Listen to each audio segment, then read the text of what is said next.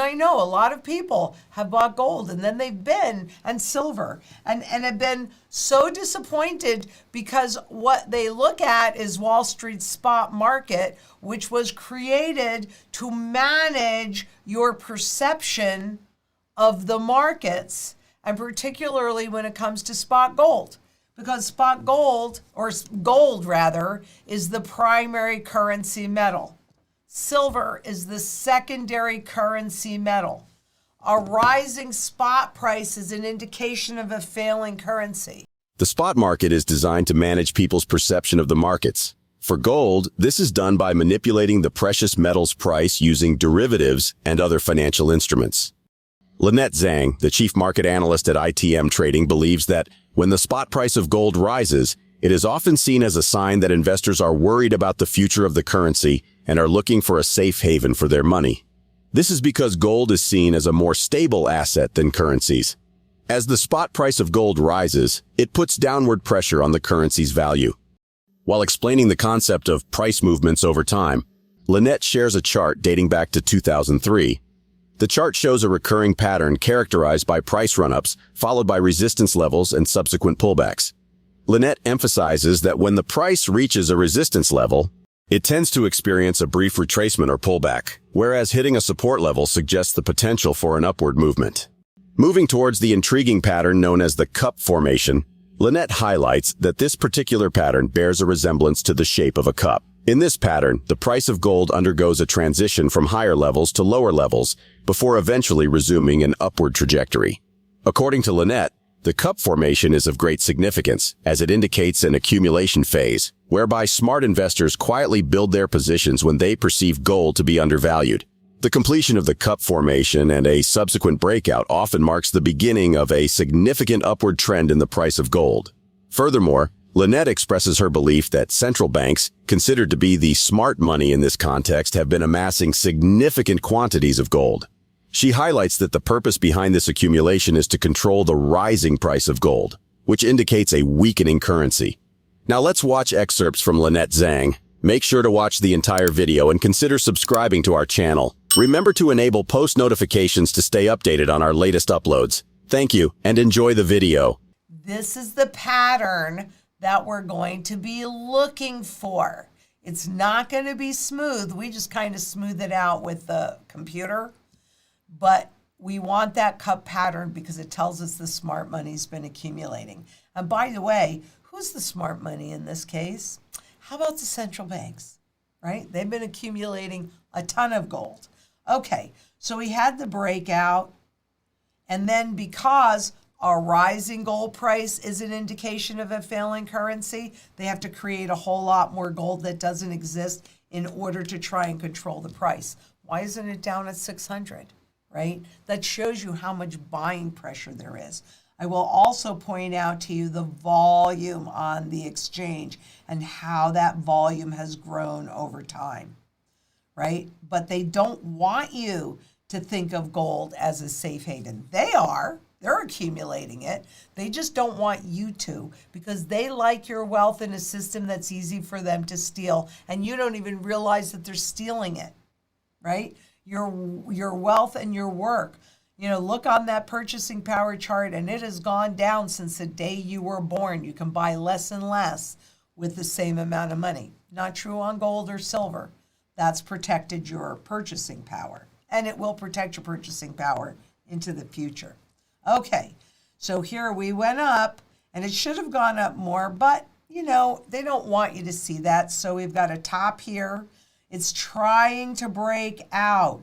What I find really interesting about this pattern is that this line should have been support, and it wasn't quite, but you still didn't get as big a correction as you should have, considering this line did not stop a further decline below it.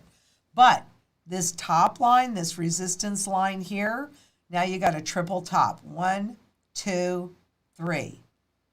And what you also have is, how do you know that this is in a bull market or a positive market? It's pretty simple. You have a series of higher and higher lows. because as long as you get higher and higher lows, you will get higher highs. It's the same thing with the purchasing power. How do you know it's in a negative trend? Because what you have are lower and lower highs. And if you keep getting lower and lower highs, guess what?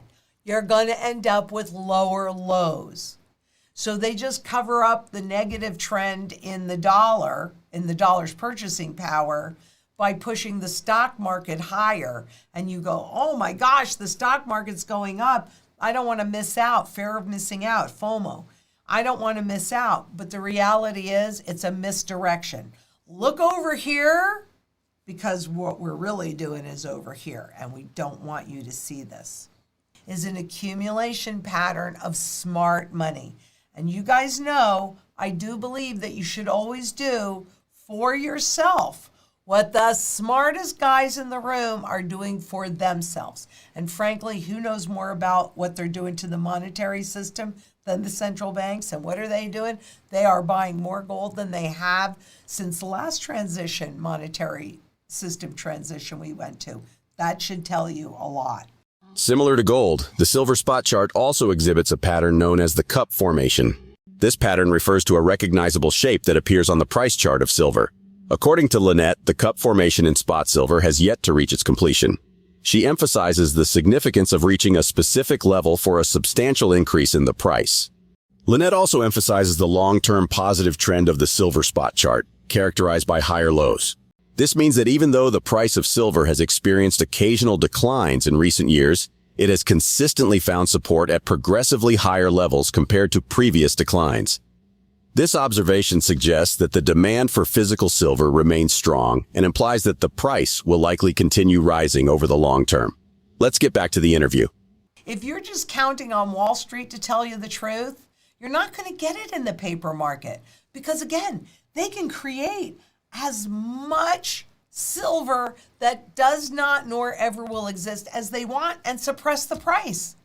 But in the physical only market, where you actually are spending money and buying it, you're paying a huge premium to that spot price. And it's purely based on supply and demand. It really is just that simple. But what you also can see is that spot silver continues to build its cup formation. It has not yet come to conclusion, but it will. I can't tell you exactly when, but I can absolutely 100% tell you it will. And the other thing that I will tell you is that it is in a long-term positive trend, because again, you have a consistent series of higher and higher lows. And again, physical silver to the spot commands a huge premium. And the mint, I'm telling you, what they're selling at the mint is frankly no different than what we're selling for $37.79 at this moment that I'm filming this. That could be different by the time you see it, and certainly by the time you call it in. And y'all know that I like silver for my barterable position. And this is the silver ETF, which just reflects SLV, which just reflects the spot price, right? The demand for silver may temporarily exceed available supply that is acceptable for delivery to the trust, which may adversely affect an investment in the shares. You think? Because now they don't have to have the silver underlying it. A sudden increase in demand for shares that temporarily exceed supply may result in price volatility of the shares. Oh, maybe like this area over here. So the reality is so simple. If you don't hold it, you don't own it, and your perception means squat in a court of law. Because what we 100% know, what we know absolutely, is that wealth shields are made of physical gold and physical silver in your possession. This, all counterparty risk. This, no counterparty risk. We are going into a battle royale. We are transitioning from one system into another system. You go in with something like this, an SLV or any kind of intangible silver or intangible gold, that goes to zero. As the currency hyperinflates, it goes to zero. It does nothing for you. Can you see that in the physical world, that's what protects you? That's why wealth shields are made of this, not this. The spot market for gold and silver is a complex and ever-changing landscape. As of press time, gold's spot price was $1,929, a 0.38% increase on the day, while silver was trading at $23, up 0.57% on the day.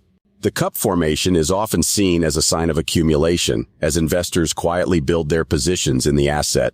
When the cup formation is completed and the price breaks out, it can often lead to a significant increase in the spot price of gold and silver. What are your thoughts on the interview? Is the spot price of gold and silver likely to continue to rise in the long term? Please leave your thoughts and observations in the comments section below.